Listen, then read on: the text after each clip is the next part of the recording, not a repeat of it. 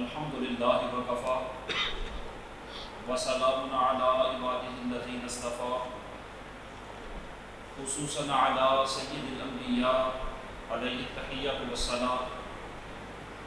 اما بعد فاعوذ باللہ من الشیطان الرجیم بسم اللہ الرحمن الرحیم ولا تنس نصیبک من الدنیا واحسن کما احسن اللہ الیک صدق اللہ مولانا العظیم وبلغنا رسوله النبی الکریم الامین ونحن على ذلك لمن الشاهدین والشاکرین والحمد للہ رب العالمین ان اللہ وملائکتہ یصلون علی النبی یا ایھا الذین آمنوا صلوا علیہ وسلموا تسلیما الصلاۃ والسلام علیک یا سیدی یا رسول اللہ وعلی آلک واصحابک یا سیدی یا حبیب اللہ الصلاۃ والسلام علیک یا شفیع المسلمین وعلی آلک واصحابک یا رحمۃ للعالمین۔ بازار قائم فرمایا اور بازار قائم کرنے کے بعد سرکار دو عالم صلی اللہ تعالیٰ علیہ وسلم نے وہاں صحابہ کرام کو باقاعدہ یہ دعوت دی کہ یہاں پر آ کر اپنا کاروبار کریں، اور حضور صلی اللہ تعالیٰ علیہ وسلم کے صحابہ جب وہاں کاروبار کرنے کے لیے آئے تو سرکار نے اس کا نظم و نسق اتنا بہترین رکھا اور اتنا صاف شفاف اور مادی جو پابندیاں ہیں ان سے اتنا آزاد رکھا کہ سرکار نے ارشاد فرمایا کہ کوئی ٹیکس بھی نہیں ہوگا، کسی کے لیے زمین تنگ بھی نہیں کی جائے گی، رستے بھی کشادہ ہوں گے، اور جو یہاں پر نادار ہوگا اس کی باقاعدہ معاونت بھی کی جائے گی، مقروضوں کو قرض کی ادائیگی کے اندر سہولیات بھی دی جائیں گی۔ اب یہ بازار کی سہولیات ایسی تھی کہ صرف مدینہ طیبہ کے گرد و نواح کے لوگ اس بازار میں نہیں آیا کرتے تھے، بلکہ یہ مدینہ طیبہ کا بازار ایک بین الاقوامی منڈی کی حیثیت اختیار کرتا ہے، اور یہ ایسی منڈی تھی کہ جس میں مسلمان تو آتے ہی تھے، بازار جو مسلمانوں کا تھا، مسلمان تو گاہک بھی آتے تھے، تاجر بھی آتے تھے، اس بازار کے اندر باقاعدہ مشرک بھی آتے تھے اور اپنا سامان بیچتے بھی تھے، خریدتے بھی تھے۔ حالانکہ یہ وہ دور ہے کہ جب مشرکین مکہ کے ساتھ جنگیں چل رہی ہیں، ان کے ساتھ جنگی حالات میں تنازعات اتنے زیادہ ہیں کہ وہ دشمن ہیں، لیکن اس کے باوجود جب مدینہ طیبہ کی مارکیٹ میں جب وہ سامان تجارت لے کر آتے تو حضرت جابر بن عبداللہ رضی اللہ تعالیٰ عنہ فرمایا کرتے تھے کہ سرکار کے زمانہ میں جو تاجر مدینہ طیبہ آیا کرتا تھا ہم اسے قتل نہیں کیا کرتے، بلکہ ایک تاجر کہیں سے گندم لے کر آیا مدینہ طیبہ میں، اس نے آ کر گندم بیچی، وہ تھا عیسائی، گندم بیچ دی اس نے۔ اب یہاں سے مدینہ طیبہ کیونکہ کھجور کا مرکز ہے، اس لیے یہاں سے وہ کھجور خرید کر اپنے علاقے میں لے جانا چاہتا تھا، اور پہلے زمانے میں تاجر اسی طرح کرتے تھے، ایک علاقے کا سامان دوسرے علاقے میں فروخت کیا، وہاں جو قیمت ملی وہاں کا سامان خرید کر کسی اور علاقے میں لے جاتے، بجائے خالی ہاتھ صرف قیمت لے کر جانے کے یہاں گندم بیچنے کے بعد وہ کھجور خرید کر لے جانا چاہتا تھا، لیکن جب اس نے کھجور خریدنے کا ارادہ کیا تو سرکار والد صلی اللہ علیہ وسلم کے صحابہ کرام رکاوٹ بن گئے کہ یہ دشمن ہے، ہم اپنے بازار سے اسے دفع کیوں دیں، یہ یہاں سے کھجور خرید کر نہیں جا سکتا۔ جب سرکار کے صحابہ نے منع کیا تو وہ عیسائی حضور نبی اکرم نور مجسم شفیع معظم صلی اللہ تعالیٰ علیہ وسلم کی خدمت میں حاضر ہوا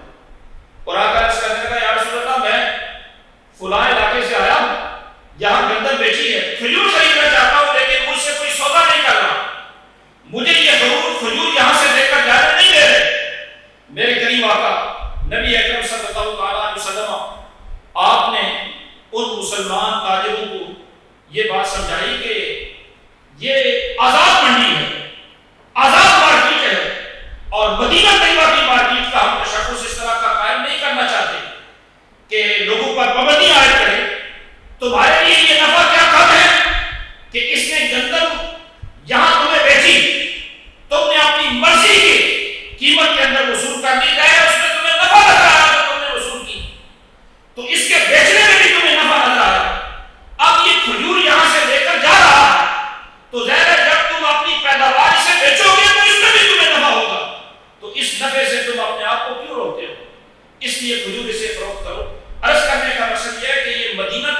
مارکیٹ ایسی تھی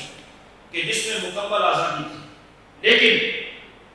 مکمل آزادی کے ساتھ ساتھ یہاں کا نظم و نسق ایسا تھا کہ سرکار وقتاً فوقتاً خود بھی مارکیٹ کا چکر لگایا کرتے کہ خلاف شریعت کوئی بندہ سودا نہ کرے، شریعت نے جو اصول مقرر کیے ہیں تجارت کے ان سے کوئی تجاوز نہ کرے،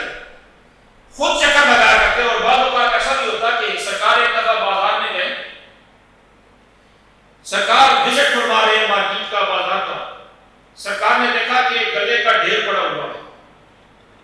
اس نے بیچنے کے لیے رکھا ہے۔ نبی اکرم صلی اللہ علیہ وسلم نے دیکھا کہ یہ ڈھیر،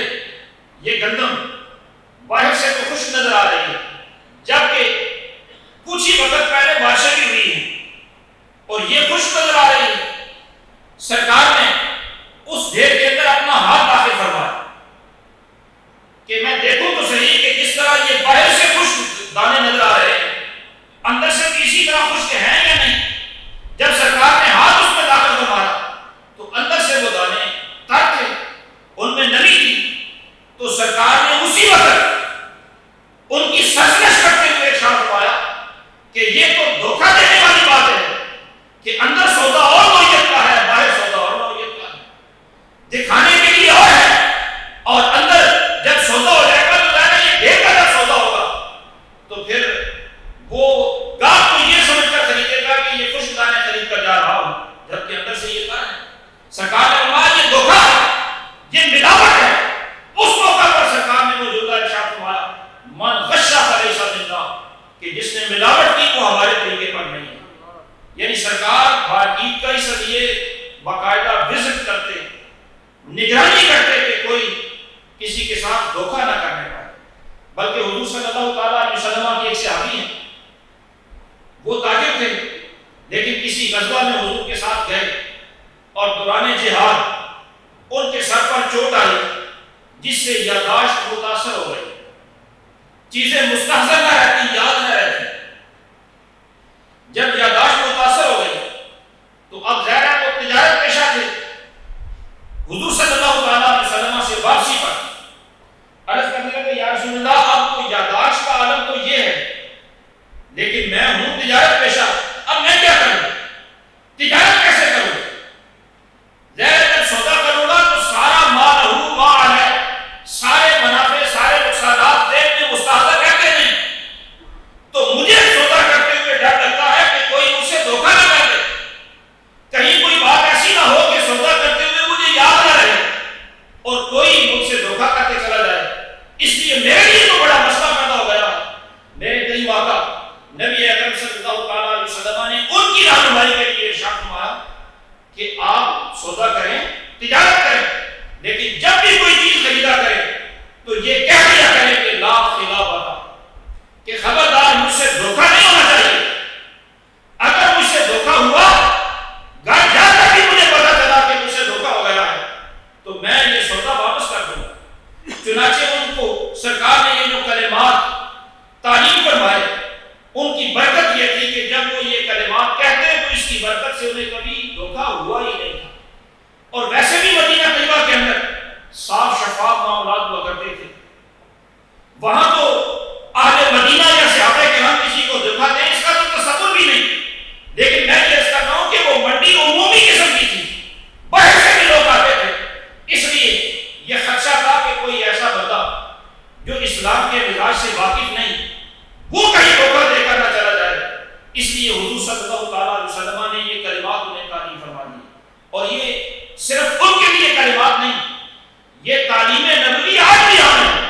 آج بھی کوئی سودا کرتے ہوئے یہ شرط لگا دے کہ بھائی میں یہ چیز فی الحال خرید تو رہا ہوں، مجھے تو یہ پسند آ رہی ہے، اچھی لگ رہی ہے، لیکن گھر جا کر بھی اگر میں نے دیکھا کہ مجھ سے دھوکہ ہو گیا تو میں یہ واپس کر دوں گا۔ دھوکہ نہیں ہونا چاہیے۔ جو یہ شرط لگا کر چیز خریدے، سرکار کا فرمان آج بھی اسے دبا دیتا ہے، وہ آج بھی اس چیز کو واپس کرنے کا اختیار رکھتا ہے۔ حضور نبی اکرم نور مجسم شفیع معظم صلی اللہ تعالیٰ علیہ وسلم نے اپنے بازار کے لیے یہ اصول مقرر کر دیا کہ جب بازار میں سودا ہوتا ہے تو ظاہر ہے ایک بیچنے والا ایک خریدنے والا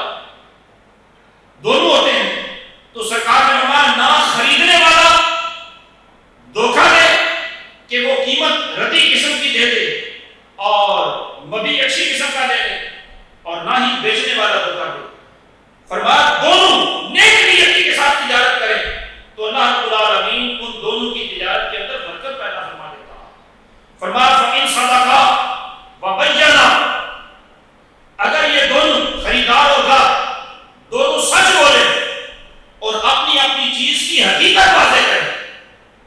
عیب اگر ہو تو واضح کرے، تو اللہ رب العالمین ان میں برکت پیدا فرماتا ہے۔ اور اگر یہ کسی بات کو چھپائے تو اس سے اللہ رب العالمین اس سودے کی برکت کو ختم فرما دیتا ہے۔ بلکہ بعض اوقات لوگ قسمیں اٹھا کر اپنا سودا بیچتے ہیں، تو اس سے سرکار نے منع فرمایا۔ سرکار نے فرمایا قسمیں اٹھا کر سودا بیچنے سے مال تو بک جاتا ہے لیکن اس کی برکت ختم ہو جاتی ہے۔ اس لیے سودا بیچتے ہوئے سچی قسم بھی نہیں اٹھانی چاہیے کہ اس سے مال تو بک جائے گا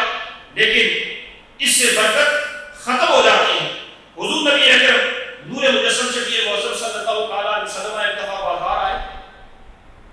اور سرکار بازار آیا جایا کرتے تھے نگرانی کے لیے، اور کثرت سے سرکار نگرانی کے لیے جب بازار آیا کرتے تو یہودیوں کو چونکہ اس متوازی مارکیٹ کا بڑا نقصان ہو رہا تھا، اس لیے وہ یہودی سرکار کے اس بازار آنے پر بھی اعتراض کیا کرتے تھے۔ وہ یہ کہا کرتے تھے کہ یہ نبی کیسا ہے کہ جو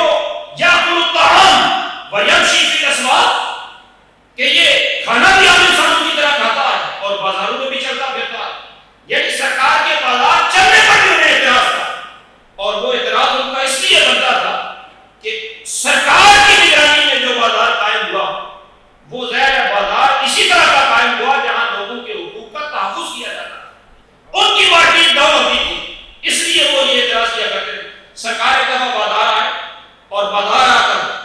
دکانداروں کو مخاطب کر کے ارشاد فرمایا، یا معاشر التجار، اے تاجروں کی جماعت۔ جب سرکار نے اس انداز سے خطاب شروع کیا تو حدیث پاک کے اندر آتا ہے فاستجابوا لرسول اللہ صلی اللہ تعالی علیہ وسلم ورفعوا اعناقهم وابصارهم الیہ۔ سارے تاجر حضور کی طرف متوجہ ہو گئے، گردنیں بلند کرنی، آنکھیں حضور کی طرف ٹکٹکی بند کر دیکھنے لگے کہ حضور کیا ارشاد فرمانا چاہتے ہیں۔ جب سارے تاجر متوجہ ہو گئے تو میرے کریم آقا نے ارشاد فرمایا، ان التجار یبعثون یوم القیامۃ فجارا الا من اتقى وبر وصدق۔ سرکار نے فرمایا خبردار، جو تاجر ہیں یہ قیامت والے دن فاجر کر کے اٹھائے جائیں گے، بچے گا وہی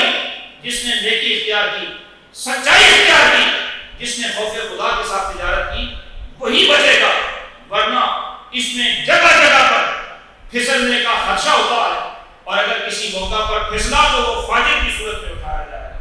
تو نبی اکرم نور مجسم شفیع معظم صلی اللہ علیہ وسلم نے تجارت کی اہمیت ہی نہیں بیان فرمائی، بلکہ باقاعدہ مدینہ طیبہ کے اندر اپنی نگرانی میں جگہ دے کر بازار قائم فرمایا، اور اس بازار کے اندر جو تجارت کرنے والے ہیں ان کی اہمیت کو بیان کرتے ہوئے ارشاد فرمایا کہ جو بندہ